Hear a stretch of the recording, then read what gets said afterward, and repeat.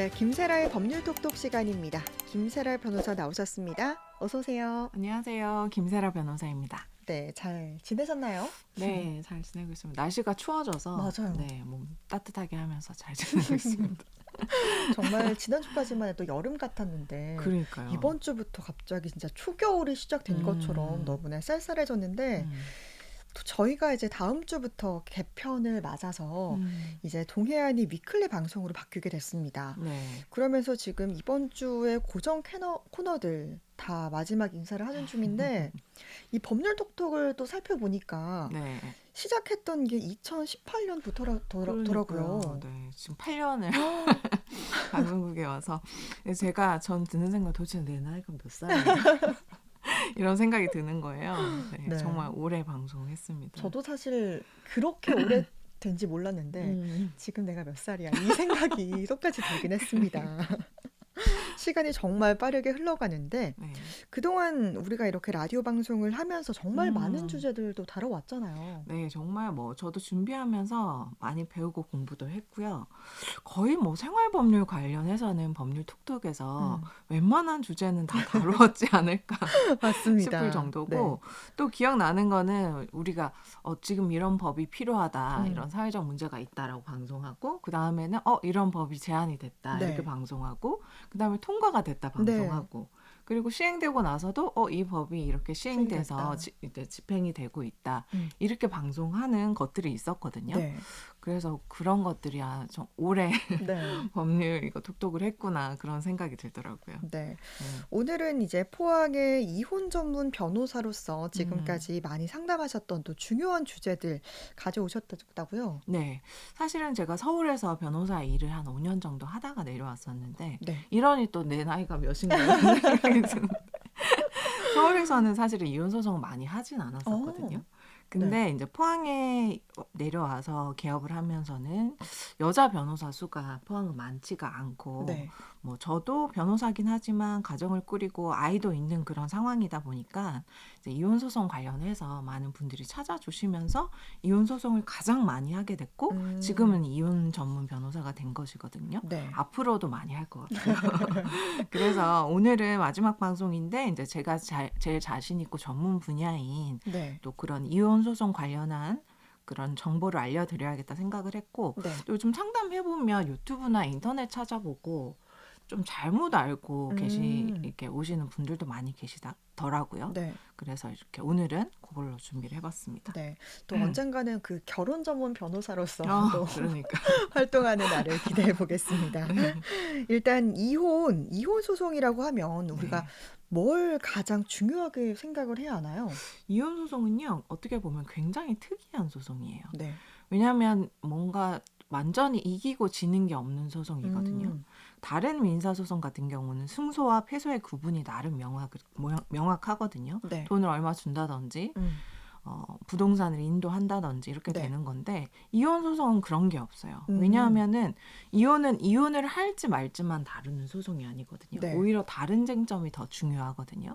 예를 들면 위자료, 네. 재산 분할, 아이는 누가 키우고 양육비는 얼마를 줄 것인지, 그리고 면접 교섭은 어떻게 할 것인지. 네. 그러니까 그 한 가지만 떼놓고 보아도 당사자들 입장에서는 이혼 여부만큼이나 중요한 쟁점들을 함께 다 같이 다루는 소송이기 때문에 굉장히 특이하면서도 또 이제 잘 다루어야 되는 그런 소송이라고 볼 수 있을 것 같아요. 그래서 더 어려운 분야가 아닐까 이런 생각도 들더라고요. 네. 먼저 일단 이혼이 돼야 또 다른 걸 다투게 되잖아요. 네. 그런데 지금 우리는 이제 이혼 판결을 받으려면 상대방에게 이제 혼인이 파탄된 것에 대한 좀 유책 사유, 잘못이 있어야 하는 유책주의죠. 그렇습니다. 아직은 우리 판례가 바뀌지 않아서 유책주의거든요. 그러니까 아까 말씀드렸던 이혼에 관한 여러 가지 쟁점들 중에 첫 번째, 일단 이혼이 될지 말지가 결정돼야 되잖아요. 네. 그래서 근데 상대방이랑 협의가 돼서 이혼이 되면 상관이 없지만 네. 합의가 안 되면 이제 이혼 청구를 하는 건데, 우리는 말씀하셨듯이 유책주의이기 때문에 상대방한테 이혼에 대한 그 잘못, 혼인 파탄에 대한 잘못, 유책이 있어야 하거든요. 근데 파탄주의를 취하는 국가도 많아요. 영국과 프랑스 같은 경우에는 잘못이 누가 있든 누가 바람을 폈든 상관없이 일단 별거 기간이 2, 3년 정도 이상이 되면 네. 이혼은 시키고 보는 파탄주의라고 해요. 하지만 우리는 아직은 유책주의이기 때문에 네. 실질적으로 둘이 지금 별거 중이고 혼인의 실체가 없는 관계라고 해도 이제 혼인 파탄에 대한 잘못이 있는 사람은 마음대로 이혼을 할 수가 없습니다. 네. 유책 배우자 이혼 청구는 기각되는 것이죠. 네. 반대로 잘못이 있으면 이혼 당할 수는 있는 것입니다. 둘 다 잘못이 있다. 양쪽 다 유책 사유가 있다. 그러면 물론 이혼이 되고요. 그래서 근데 이제 소송을 하더라도 소송을 상대방한테 이혼 사유 그러니까 유책 사유가 명확하지 않아도 네. 일단 소송 제기했을 때 상대방이 일단 이혼하는 건 동의한다 이렇게 답변을 하잖아요. 네. 그러면 또 이혼은 됩니다. 당사자 소송이긴 해도 당사자의 의사가 중요하거든요. 네. 그래서 그때는 이혼이 되는 거고 대신 이제 소송을 하면서 이제 다른 걸 다투게 되겠죠. 유책 사유는 무엇이냐 뭐 이런 네. 것들을 다투게 되고. 그다음에 유책 사유가 뭐 어떤 것들이 있는지 말씀드리면 제일 흔한 것이 가정폭력 같은 네. 범죄 그리고 아동학대도 요즘 많고요. 자녀들에 대한 그런 행동들이 네. 아동학대가 되는 경우도 많고 그것도 당연히 이제 이혼 사유가 될 수 있어요. 네. 그리고 외도 부정행위가 가장 많죠. 네. 그 외에도 혼인을 유지할 수 없게 하는 중대한 사유들이 있으면 이제 이혼이 되는데 유책 사유가 되는데 이건 네. 이제 사안에 따라서 판단하게 돼요. 실제 사례를 보면 시부모나 처가의 부당한 대우 그런 것들도 인정이 그렇군요. 되고 지속적인 부부관계의 거절도 이혼 사유가 될 수가 있어요. 네. 근데 뭐 불임이라든지 임신불능 이런 것들은 네, 이혼 사유는 되지 않고요. 그렇군요. 네. 정말 뭐 사건들마다 굉장히 다양한 이유들이 있을 것 같은데 이 위자료 부분은 일단 유책 사유가 있는 사람이 상대방에게 주는 거죠. 맞습니다. 이제 이혼 여부도 유책 사유와 관계가 있다 했지만 또 혼인의 파탄에 이르게 한 유책 배우자가 이제 상대방한테는 정신적 손해에 대해서 배상도 해줘야 돼요. 이것이 바로 이제 위자료거든요. 네. 이것은 또 상간자, 제일 흔한 이혼 사유인 외도, 부정행위와 관련이 있기 때문에 상간녀, 상간남 소송과도 관련이 있어요. 네. 그래서 배우자가 바람을 폈어도 이혼은 안 하고 상간녀나 상간남한테 소송만 하는 경우도 굉장히 많거든요. 그렇게 되는 거는 그냥 이제 그 상간자한테 내 배우자와 외도를 했기 때문에 내 배우자와 부정행위를 저질렀기 때문에 나한테는 불법 행위가 돼서 이제 위자료를 내놓으라고 소송을 하는 거고요. 네. 물론 이혼 소송을 하면서 피고를 원투로 나누는 거죠. 피고 1은 내 배우자가 되는 것이고 피고 2는 상간자가 돼서 그렇게 이혼 소송을 하시기도 하고요. 그래서 이제 상간자 소송만 할 때는 이혼 안 하고 상간자 소송만 할 때는 법원이 일반 민사법원이 관할이 되고요. 네. 그다음에 이혼 소송 같이 하면서 상간자 소송도 같이 할 때는 가정법원에서 관할을 하게 됩니다. 네. 그리고 위자료 액수도 이혼 소송하면서 이제 피고 원투로 하는 경우는 채무자도 많고 또 피해 정도도 그냥 바람핀 걸 넘어서서 혼인이 파탄돼 버렸잖아요. 네. 그래서 피해가 더 큰 것이기 때문에 위자료도 더 많은 더 많이 나오는 편입니다. 요즘에는 이제 이혼은 안 하고 내 배우자한테 바람핀 배우자한테 위자료 소송만 할 수 없냐 이런 분들이 계신데 아직은 그거는 법원이 인정하고 있지는 않은 것 같아요. 물론 다른 범죄 행위, 폭행이나 이런 거에 대해서는 이혼 신고 안 하고 배우자여도 할 수는 있고요. 그렇게 알고 계시면 될 것 같아요. 네.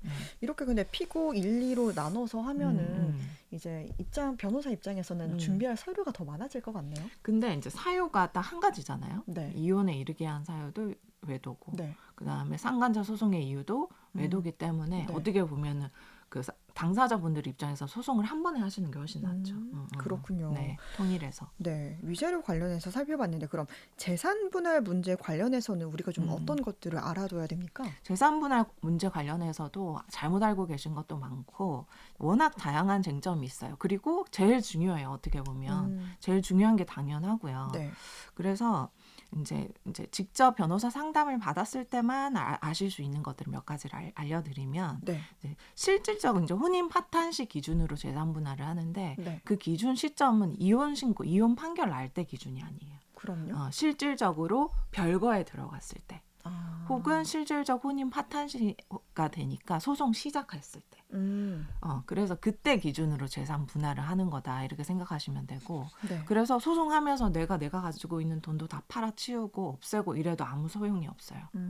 소송 시작할 시점에 재산 상환 기준으로 재산 분할을 한다는 걸 알아놓으셔야 되고 네. 그리고 뭐 처음 결혼할 때 우리 집에서 우리 부모님이 다 해준 집이니까 특유 재산 아닙니까? 그래서 내가 이걸 왜 재산 분할을 해줘야 되죠? 이런 분들이 계신데 네. 이론적으로는 아직도 민법 교과서에는 그렇게 적혀 있을지 모르지만 실무는 전혀 그렇지 않아요.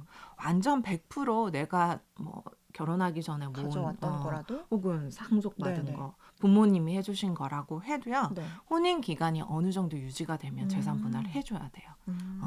그 배우자가 이 재산을 유지하는데도 기여했다고 보거든요. 네. 그래서 그 특유 재산이라고 해서 무조건 재산분 안 해주는 거다 이렇게 생각하시면 안 되고 네.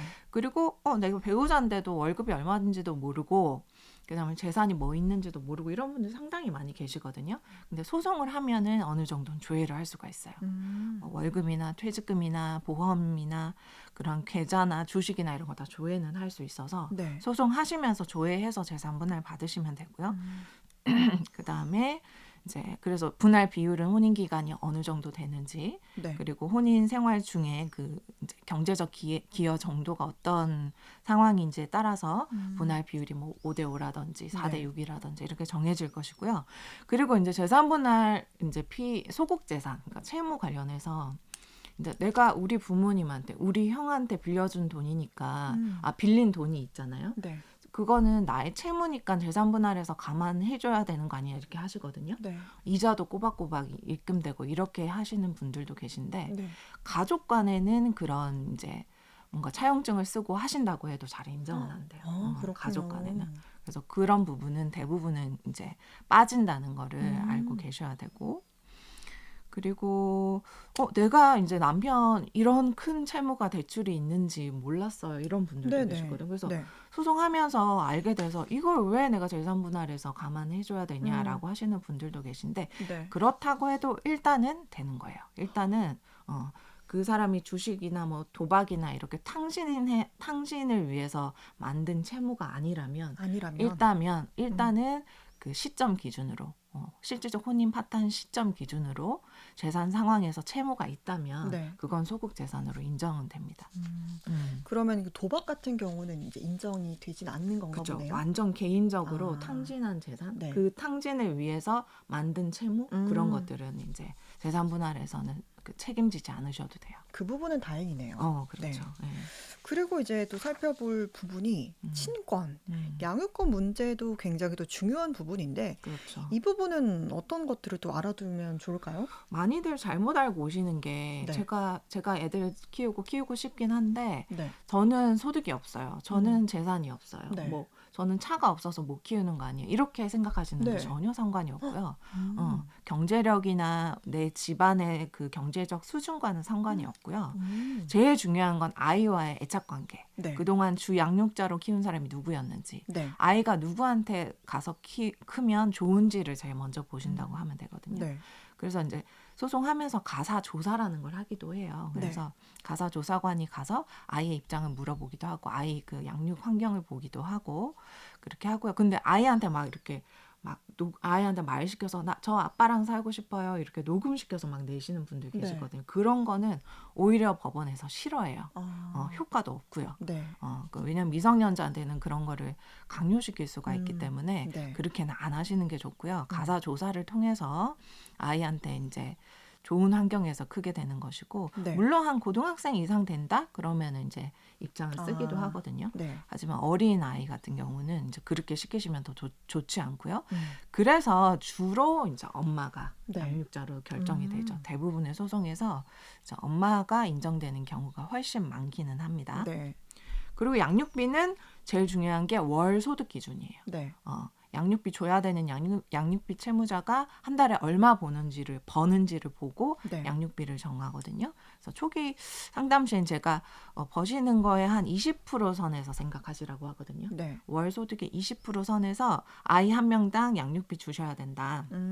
그렇게 이제 하면 되고, 물론 소송하면서 다양한 사유들을 통해서 이제 정해질 것이지만 기본적으로는 그 정도 선에서 정해진다 보시면 되고, 양육비는 다양한 제재 수단이 있거든요. 안 주면. 그래서 처음 정하실 때 내가 꾸준히 줄 수 있는 수준으로 잘 정하시는 게 정말 중요하고요. 물론 이제 나중에 소득이 아예 없어진다거나 아니면 아주 큰 부자가 되었다거나 소득이 늘어났다거나 그런 사정 변경이 생기면 법원에 양육비 변경 신청을 해서요. 양육비를 바꿀 수 있어요. 양육권도 마찬가지로 아이가 크면서 뭐 엄마한테 살다가 아빠한테 가거나 이런 식으로 바뀌어지면 양육권도 변경 신청하시면 돼요. 네, 이 부분은 저희가 또 최근에 좀 다뤘던 것 같아서 맞아요. 기억이 좀 나긴 합니다.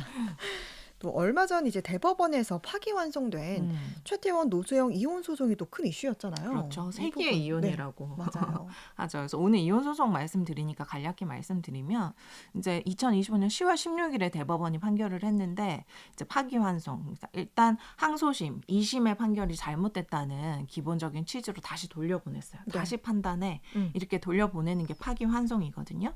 그 이유를 보면은 이제 항소심에서는 어떻게 났었냐면, 두 사람 간 재산 분할이 약간 1조 3,800억 원? 에다가 위자료 20억 원 이렇게 판결이 났었어요. 그러니까 최태원 회장이 노소영 전 소장한테 줘야 되는 거였죠. 그래서 이제 우리나라의 세기의 이혼 판결이 나왔다 막 그랬었는데, 이제 이번에 깨진 거죠. 그래서 이 대법원은 위자료 20억은 기각시키진 않고 유지를 했어요. 하지만 재산 분할액 산정이나 적용된 법리에 대해서는 법리 오해한 부분이 있다 이러면서 파기환송을 했거든요.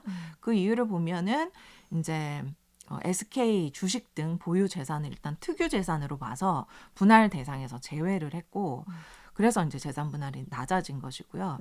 그리고 예전에 노태우 전 대통령이 비자금이 있었는데 그것을 준 것이 2심에서는 인정이 돼서 이제 SK 그룹의 성장에 상당히 기여를 했기 때문에 이제 그것을 준 장인 어른이 준 거니까 그것에 대해서 이제 재산 분할해서 감안해야 한다고 해서 많이 인정이 됐었었는데, 이거는 뇌물 형식이기 때문에 뇌물로 마련한 비자금일 것이기 때문에 이거는 불법 원인 급여라고 해서 불법적으로 마련한 금액이기 때문에 이거는 법적인 의미를 부여해서 재산 분할의 그런 이유로 삼을 수 없다는 취지였어요.